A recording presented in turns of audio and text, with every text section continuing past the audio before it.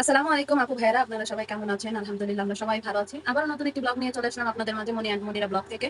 তো আপনারা সবাই কেমন আছেন? দূরে এবং কাছে থেকে যে আপু ভাইয়ারাই আমাদেরকে দেখছেন না কেন, আমাদের ভিডিও যদি একটু ভালো লেগে থাকে তাহলে অবশ্যই দেখে লাইক, কমেন্ট, শেয়ার, সাবস্ক্রাইব করবেন, পাশে থাকবেন।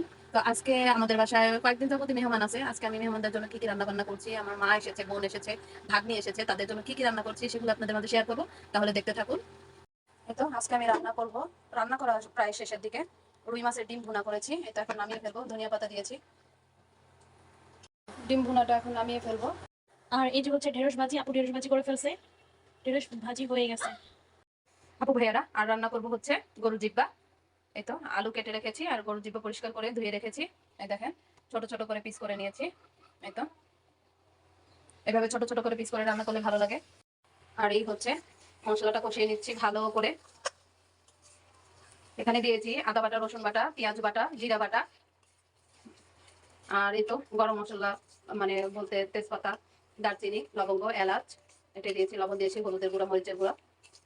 এখন মশলাটা ভালো করে কষাচ্ছি। মশলাটা কষানো হয়ে গেছে, এখন আমি গরুর জিব্বাটা দিয়ে দিব। দেখেন মশলা কষানোটা অসাধারণ হয়েছে। এই তো আমি গরুর জিব্বাটা দিয়ে দিলাম মশলার মধ্যে। এখন আমি সুন্দর করে নেড়ে চেড়ে মশলার সাথে মিশিয়ে দিব। সাথে একটু ছোট ছোট করে আলু দিয়ে দিলে অনেক, মানে খাবারটা খেতে অনেক টেস্টি হয়। অনেকে গরুর জিব্বা খেতে পছন্দ করে না, কে কে পছন্দ করেন না অবশ্যই জানাবেন। আমি আমাদের ফ্যামিলির সবাই পছন্দ করি।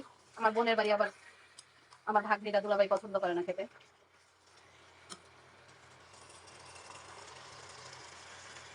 গরুর জিব্বা সবসময় কষানো কষানো থাকলে ভালো লাগে, মানে সামান্য একটু পানি থাকবে, সেরকম পানি থাকবে না। আর যদি ঝোল রাখা হয় তাহলে গরুর জিব্বা খেতে কখনো মজা লাগে না। এটা থাকবে একদম পুরো সামান্য একটু ঝোলের পানি, মাখা মাখা থাকবে, তাহলে খেতে ভালো লাগবে। তো ঠিক আছে, রান্না করি, আপনারা দেখতে থাকুন।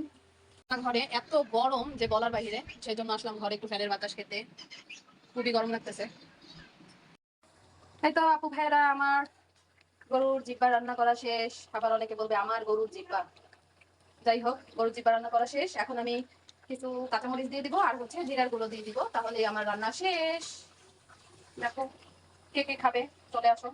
আব্বাস, আব্বাসকে কাঁচামরিচ আর এই তো জিরার গুঁড়ো দিয়ে দিয়েছি। রান্না প্রায় শেষ। আজকে কি কি রান্না বান্না করলাম তোমাদের মাঝে শেয়ার করলাম। তো কেমন হয়েছে অবশ্যই কমেন্টে জানাবা।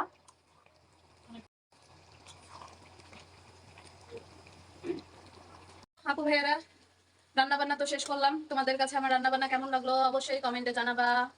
সবাই ভালো থাকবে ইনশাল্লাহ। আল্লাহ সবাইকে ভালো রাখুক সেই কামনাই করি, কারণ দেশের অবস্থা অনেক খারাপ। আল্লাহ তাদের সবাইকে হেফাজতে রাখুক, ভালো রাখুক সেই কামনাই করি। আমিন সুম্মা আমিন। কারণ তারাও মুসলিম। আসলে এত কষ্ট মানে সহ্য করার মতো না, তাদের যে এত কষ্ট হচ্ছে, মনটা অনেক খারাপ হয়ে যায় ওদের অবস্থা দেখে। আমি তো যতটা পারি আসলে, আমি দেখলে ঠিক থাকতে পারি না। আমি আসলে দেখার মতো না যে অবস্থা। আল্লাহ তাদেরকে হেফাজত করুক, সাহায্য করুক। আমি সবাই দোয়া করবেন তাদের জন্য, কারণ ওই জায়গাটায় আমরাও থাকতে পারতাম। আল্লাহ আমাদেরকে এত ভালোবেসেছে যে এত ভয়ঙ্কর অবস্থা দেখায়নি। তো দূরে এবং কাছে থেকে যারাই দেখছেন না কেন আপু ভাইয়েরা, আমার ভিডিও যদি একটু ভালো লেগে থাকে তাহলে অবশ্যই লাইক, কমেন্ট, শেয়ার, সাবস্ক্রাইব করতে ভুলবেন না। সবাই আমাদের পাশে থাকবেন। তাহলে আজকের মতো এখানেই বিদায়। আল্লাহ হাফেজ, আসসালামু আলাইকুম।